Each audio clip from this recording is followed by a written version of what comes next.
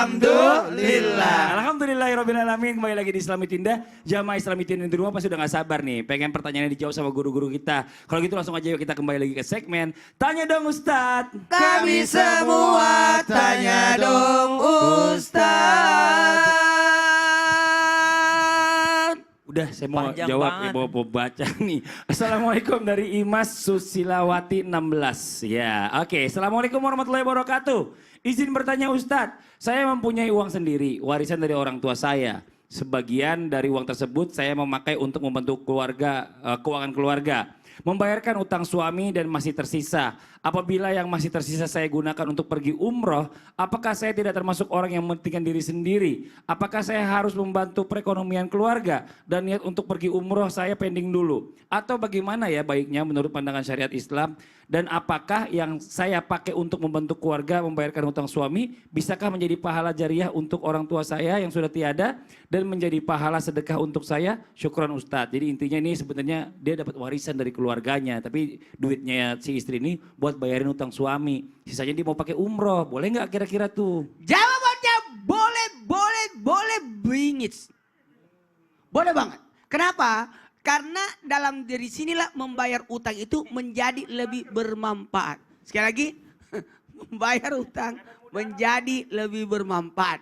Dan mohon izin, ketika kita memanfaatkan harta yang warisan itu sesuai fungsi yang luar biasa, maka akan menjadi sesuatu yang bermanfaat, lalu menjadi lebih mulia. Kenapa? Karena membantu, karena sedekah kepada orang yang punya utang itu luar biasa. Masya Allah. Sedekahnya berkali lipat Apalagi juga. suaminya lagi. Apalagi suaminya.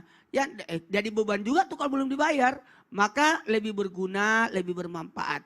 Lalu gimana nih niatnya mau umroh? Insya Allah yakin. Nanti suaminya ngerti kok. Setelah dibayar utang suami ada rezekinya lagi. Nanti semua yang dibayar itu akan digantikan. Sama Allah ya. Sama Allah. Lewat Lalu suaminya suaminya. pasti akan kagum. Masya Dan akan Allah. menggantikan insya Allah. Iya Saya pasti yakin. makin sayang suaminya. Makin sayang. Karena kan yang namanya utang keluarga, apalagi buat makan keluarga dan biaya sekolah, itu jadi beban banget buat keluarga. Bayar utang, kemudian kebutuhan. Jadi utang dulu diselesaikan, jadi tenang hidupnya. Kebutuhan, kalau memang ada tersisa lagi berangkat umroh. Kalau memang tidak ada, nanti insya Allah suaminya dapat rezeki lagi untuk inilah yang kemarin kan dibayarin utang saya. Masya bayar Allah. itu. Masya Allah. Tapi Mbak Imas ini Masya Allah luar biasa ya. Istri solehah. Mudah-mudahan Mbak Amin, Imas amin, ini amin. diberikan pahala yang luar biasa sama Allah Subhanahu Wa Taala. Amin, Amin, amin. amin ya Rabbal Alamin. Salut buat Mbak Imas. Kita masuk ke pertanyaan yang berikutnya dari Dea Sugiyarti 5. Assalamualaikum warahmatullahi wabarakatuh. Ustadz izin bertanya, apa yang harus dilakukan seorang anak yang mengetahui bahwa rumah tempat tinggal ia dulu dibeli pakai uang judi oleh ayahnya? Langkah pertama yang harus dilakukan anaknya apa Ustadz? Apakah jika dengan menjual rumah tersebut lalu diberikan infak sebagai uang itu, sebagian uang itu apa boleh? Apa hukumnya akan tetap haram? Nah ini minta penjelasan dari guru kita Habib Usman nih. Tafadhol Habib. Bismillahirrahmanirrahim. Allahumma sholli ala sayyidina Muhammad wa ala ali sayyidina Muhammad.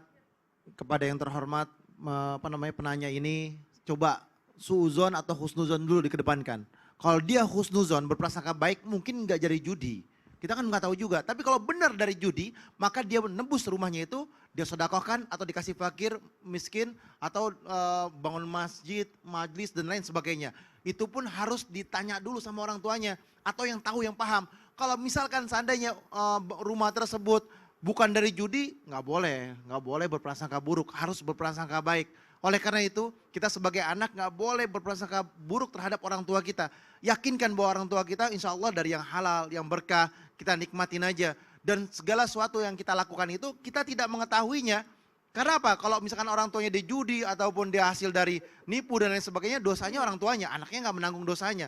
Tetapi kalau misalkan orang tuanya dia tahu nih, anaknya tahu orang tuanya dia berjudi atau anaknya tahu orang tua yang ngambil yang bukan haknya, maka wajib bagi anak tersebut untuk apa? Untuk menolak daripada yang haram. Ketika terjadi waris, maaf saya tidak mau ngambil warisan ini karena saya tahu ini duitnya dari duit yang haram. Maka kalau bisa kita sedekahkan, kita kasih fakir, miskin dan lain sebagainya. Intinya adalah jauhkan diri kita daripada yang haram karena ketika masuk ke dalam daging kita, masuk ke dalam tubuh kita menjadi darah, menjadi daging dan lain sebagainya, maka kita akan menagih kepada kemaksiatan. Kita menagih untuk melakukan perbuatan dosa, menagih untuk melakukan perbuatan yang tidak diridhoi oleh Allah Subhanahu wa taala. Sekurang-kurangnya orang tersebut susah bangun subuh, susah untuk ibadah, susah sholat 5 waktu, susah untuk berkata-kata yang baik, susah untuk melakukan perbuatan yang baik. Oleh karena itu, ketika masuk ke dalam tubuhnya barang yang haram, minta ampunan kepada Allah, tobat dan nasuha, tidak akan mengulanginya lagi dan berharap, ya Allah ampunilah dosa saya dan saya berharap ridhonya Allah dan berpuasa biar hilang. Masya Allah. Terima kasih banyak Bib. Tapi kita husnuzon aja ya buat masnya tadi yang bertanya atau mbaknya itu. Karena yang namanya judi itu nggak mungkin sebanyak itu uangnya sampai beli rumah gitu loh. Jadi mungkin cuma hanya sebagian kecil mungkin buat beli pintu gitu atau apa. Kita husnuzon aja lah ya. Karena nggak ada orang yang kaya karena Iya, judi juga. itu jarang gitu ya kayak itu ya. Makasih banyak ya Tewi atas pertanyaannya buat menenangkan hati. Nah sekarang waktu kita apa Ustaz? Investasinya tadi zaman nunggu tuh. Nanti kita lanjut lagi, sabar. Ini karena kita mau dengerin muasabah nih. Muasabah sekaligus doa oleh guru kita Ustaz Syam. Tafadhol Ustaz Syam. Bismillahirrahmanirrahim. Al-barakah bil ma'na yakni tuzidukum fit ta'ah. Keberkahan rezeki itu akan menambah ketaatan kita kepada Allah Subhanahu wa taala. Keberkahan adalah sesuatu yang sangat didambakan bagi seorang yang beriman.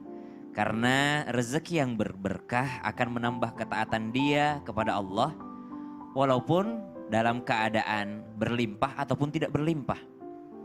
Dalam keadaan sakit pun bisa jadi rezekinya sedang berberkah. Sebagaimana Nabi Ayub alaihissalam diberikan sakit.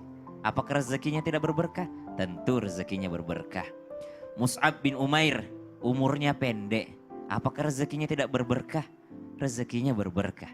Jadi bukan ukuran orang yang panjang umur ataupun pendek umurnya selama dia dalam ketaatan kepada Allah Subhanahu wa taala. Dalam keadaan kaya raya, apakah bisa dikatakan dia cinta dunia? Tidak berberkah. Bisa jadi dia malah kekasih Allah. Sebagaimana Nabi Daud alaihissalam, Nabi Sulaiman alaihissalam, justru mereka adalah kekasih Allah Subhanahu wa taala. Abdurrahman bin Auf, seorang pengusaha sukses karena keberkahan rezeki dari Allah Subhanahu wa taala. Bukan hanya berlimpahnya rezeki dari Allah, tapi juga ketaatannya kepada Allah yang semakin meningkat sembari rezekinya meningkat dari Allah Subhanahu wa taala. Maka rezeki itu sudah diatur, tidak akan pernah kabur. Kenapa? Karena bagi orang yang beriman, baik rezeki itu berupa materi, ia akan syukuri. Rezeki itu berupa sakit, ia pun syukuri. Rezeki itu berupa ujian, ia pun mensyukurinya. Rezeki itu berupa kehilangan seseorang yang dicintainya, itu pun adalah sesuatu yang patut untuk ia syukuri kepada Allah Subhanahu wa taala. Dan itu semua butuh modal, yaitu keimanan yang ada di dalam hati kita. Bismillahirrahmanirrahim. Amin. Alhamdulillahi rabbil alamin. Allahumma salli ala sayyidina Muhammadin nabiyil ummi wa ala alihi wa sahbihi wa sallim. اللهم أعنا على ذكرك وشكرك وحسن عبادتك. Ya Allah, bantu kami menjadi hamba-Mu yang senantiasa bersyukur dan senantiasa mengingat segala pemberian-Mu ya Allah. Allahumma barik lana fima razaqtana wa qina adzaban nar. Berkahi setiap rezeki-Mu pada kami ya Allah dan jauhkan kami daripada api neraka. Wa sallallahu ala sayyidina Muhammadin walhamdulillahi rabbil alamin. Amin amin ya rabbal alamin. Demikianlah perjumpaan kita hari ini, semoga bermanfaat. Sekali lagi mohon maaf atas segala kekurangan. Wabillahi taufiq wal hidayah. Wassalamualaikum warahmatullahi wabarakatuh. Waalaikumsalam warahmatullahi wabarakatuh.